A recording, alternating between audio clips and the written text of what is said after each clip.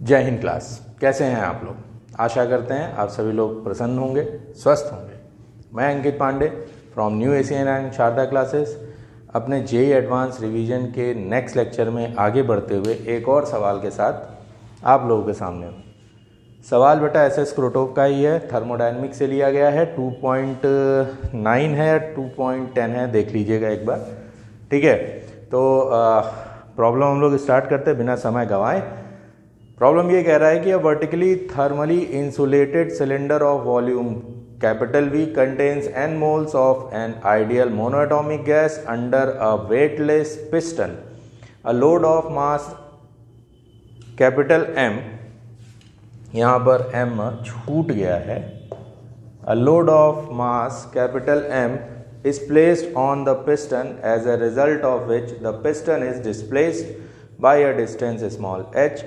Then find out the final temperature Tf of the gas established after the piston has been displaced. Given area of piston is S and atmospheric pressure is P naught. यानी सवाल में आपको distance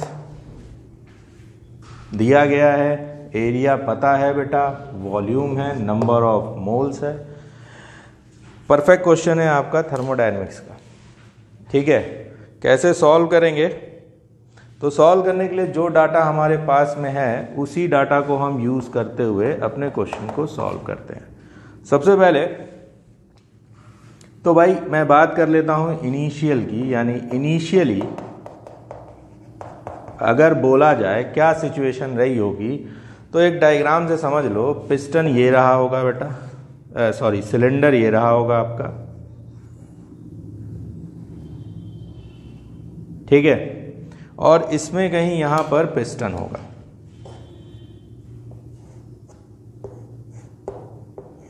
ऐसे massless piston बोल रहे हैं, इसलिए इस समय इसका मास कंसीडर नहीं करेंगे, सिर्फ और सिर्फ क्या कंसीडर करेंगे बेटा, एटमॉस्फेरिक प्रेशर। इनिशियली अपन लोग को जो वॉल्यूम दिया गया है वो है कैपिटल V। सिचुएशन ये है, थोड़ी देर बाद एक इस पर लोड रखा जाता है, जिस लोड की वजह से ये पिस्टन खिसक कर कहीं यहां पहुंच जाता है,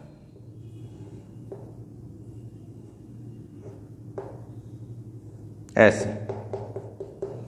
लोड ब्लॉक भी हो सकता है, कुछ भी हो सकता है, लेकिन जो भी है उसका मास कितना है बेटा, कैपिटल M है। इसके वेट की वजह से पिस्टन यहां पर नीचे आ जाता है, तो ऑब्वियस सी बात है वॉल्यूम बदल जाएगा और let the new volume is V dash. Temperature में भी चेंज आएगा। इनिशियल टेम्परेचर हम लोग को पता है कितना बेटा, कैपिटल T है। आया समझ में? आगे बढ़ते हैं। देखो इस सवाल में तीन चीजें हैं। पहला तो इसमें कहीं आपको कैपिटल T टेम्परेचर दिया नहीं गया है, ये हम मान ले रहे हैं, ठीक है ना, क्योंकि आंसर्स बेटा T के टर्म्स में ही आ रहा है। अदरवाइज T अननोन है और TF भी अननोन है। समझ में आई बात कि नहीं? तो आपको T भी निकालना पड़ जाएगा, TF भी निकालना पड़ जाएगा। मैं सारी चीज़ें कैलकुलेट करके सारी इक्वेशन बना के आपको दिखा देता हूँ कैसे हमें सॉल्व करना है। लेकिन चूंकि answer in terms of T है, इसलिए हम फाइनल आंसर को T के टर्म्स में लेकर आएंगे, ठीक है। तो चलिए शुरू करते हैं। मेरा इनिशियल वॉल्यूम, अगर मैं इनिशियल की बात करूँ तो इनिशियल कंडीशन में नंबर ऑफ मोल्स कितने हैं बेटा, N है। तो जो सबसे अच्छी चीज़ मुझे याद आई वो आई PV बराबर nRT, ठीक है, ideal gas equation. After loading,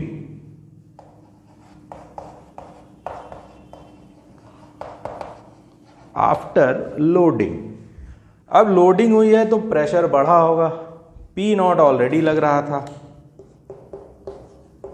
plus इस फोर्स का जो प्रेशर होगा वो, यानी कि P not plus mg by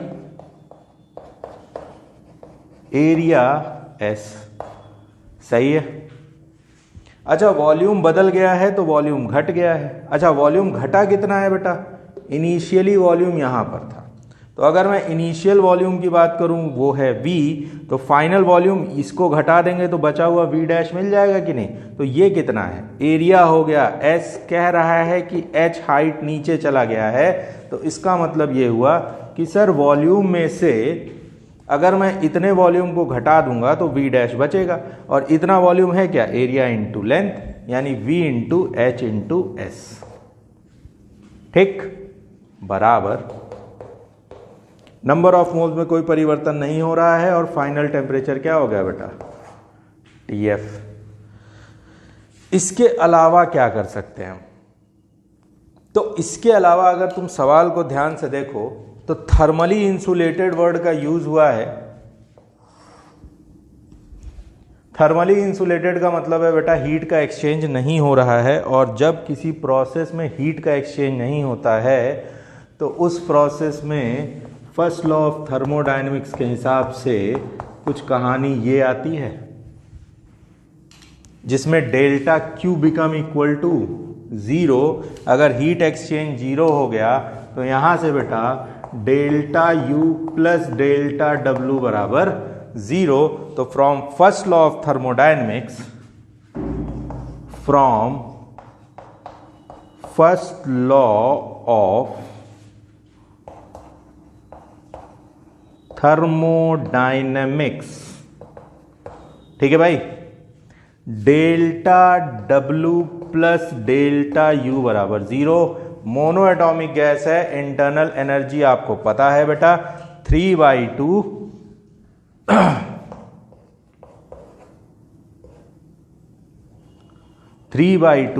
NR delta T मतलब फाइनल माइनस इनिशियल बराबर 0।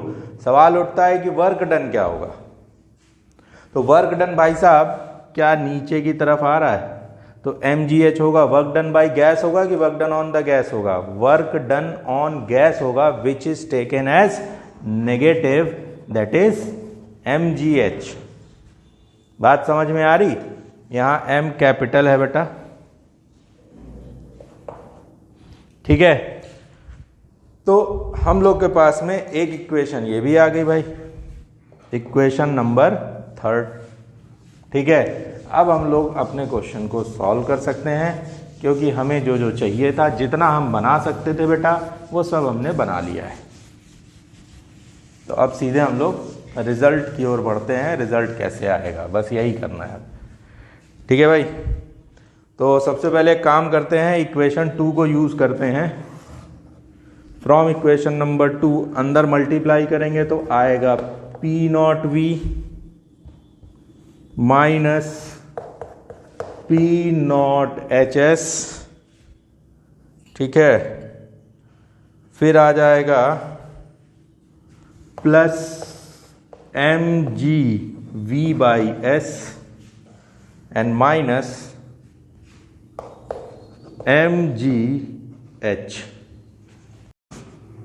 NRTF, ठीक है।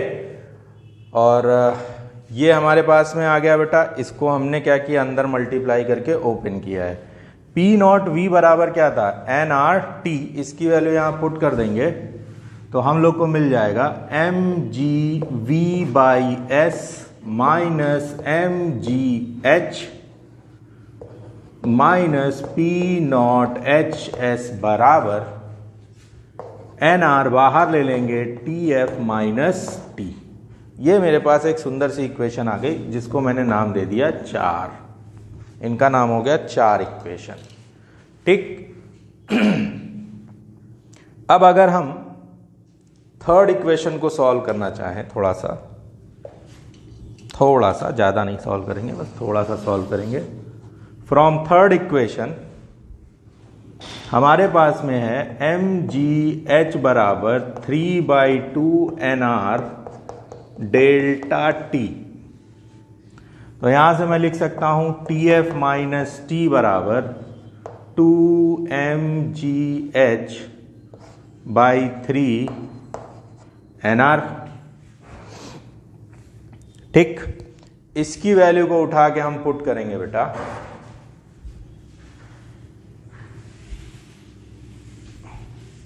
इक्वेशन नंबर 4 में।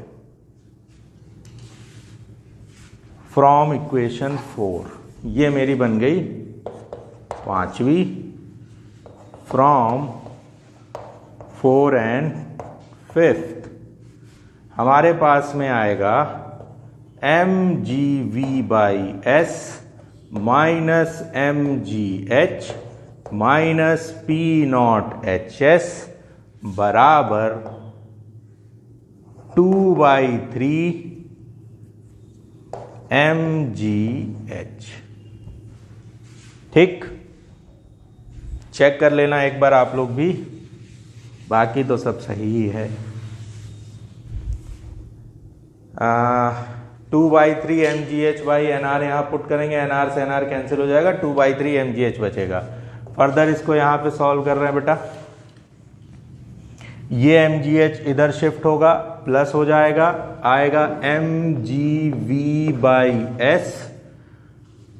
माइनस p0hs बराबर, अगर मैं इसको सॉल्व करूंगा तो mgh प्लस में आएगा, एलसीएम लोगे 3 mgh प्लस 2 कितना हो गया 5 mgh/3। इसको इधर ले गए बेटा, mgv/s बराबर 5/3 mgh प्लस p0hs। mgv/s बराबर, h बाहर रखो, 5/3 mg प्लस p0s। देखो मेरे पास h की वैल्यू आ गई, आपसे सवाल भी मांगा जा सकता था, यहाँ से हम h डायरेक्ट निकाल सकते हैं बेटा, ठीक है ना। अरे इसको नीचे ले जाओ, h मिल गया तुमको, mgv/s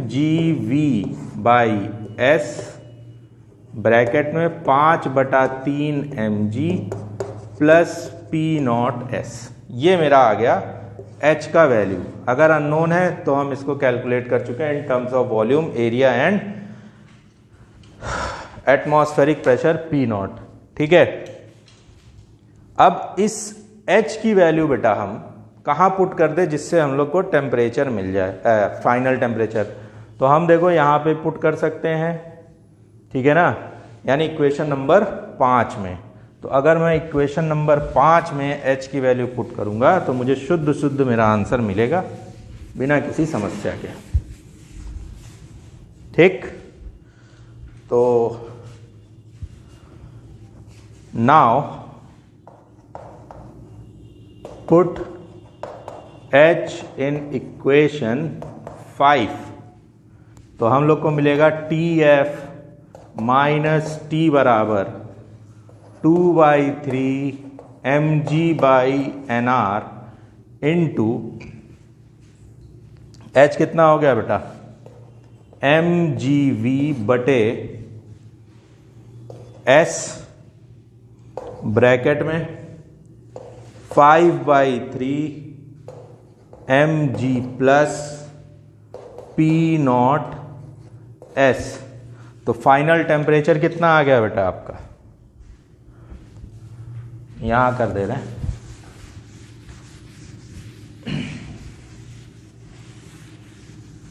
तो फाइनल टेम्परेचर हमारे पास में आ गया बेटा TF बराबर 2/3 mg क्या m²g²v/nr, ठीक है, into s 5/3 mg plus p0s, ठीक है, और साथ में प्लस में t। अरे इसको इधर लाएंगे तो प्लस हो जाएगा ना। ये मेरा आपका फाइनल आंसर है। और अगर इच्छा है सॉल्व करने की तो आप एलसीएम ले सकते हो, इसको इधर ला के बाकी जोड़ घटा सकते हो। लेकिन यहाँ तक भी अगर आप ला रहे हैं तो कोई दिक्कत वाली बात नहीं है, क्योंकि इससे आप अपने ऑप्शन तक पहुँच जाएंगे। मुद्दे की बात यह है बेटा कि थर्मोडायनेमिक्स का क्वेश्चन है। थर्मोडायनेमिक्स के सवालों में जो सबसे ज़रूरी होता है वो होता है कॉन्सेप्ट का एक्सट्रैक्शन, ठीक है। समझ में आ रही बात? कॉन्सेप्ट जितने आपके क्लियर होंगे उतने ही अच्छे से आप क्वेश्चन को अटेम्प्ट कर पाएंगे। अदरवाइज़ आपको दिक्कत का सामना करना पड़ सकता है। इसलिए जितना ज़्यादा रिवीजन करेंगे आप उतना ही अच्छा परफॉर्म करेंगे। फिलहाल आज के लिए हम इतना ही रखते हैं बेटा। अगर आपको लेक्चर पसंद आया है, समझ में आया है तो कमेंट करिए कि यस सर हमें समझ में आया है। नहीं समझ में आया है तो भी कमेंट करिए कि सर हमें नहीं समझ में आया है, ये स्टेप हमको नहीं समझ में आया। मैं आपको क्लियर करने की कोशिश करूँगा आपके सारे डाउट्स को। ठीक है, हमारे लेक्चर को अगर आप पसंद करते हैं बेटा, नए हैं तो सब्सक्राइब करिए, पुराने हैं तो लाइक करिए, शेयर करिए, अपने फ्रेंड्स को बताइए। जैसा कि बेटा हमारे यहाँ ऑनलाइन एंड ऑफलाइन क्लासेस के रजिस्ट्रेशन स्टार्ट हो चुके हैं, तो अगर आप लोग इच्छुक हैं आगे पढ़ने के लिए, आगे तैयारी करने के लिए, तो आप लोग हमें ज्वाइन कर सकते हैं। आज के लिए बस इतना ही रखते हैं। Thank you very much.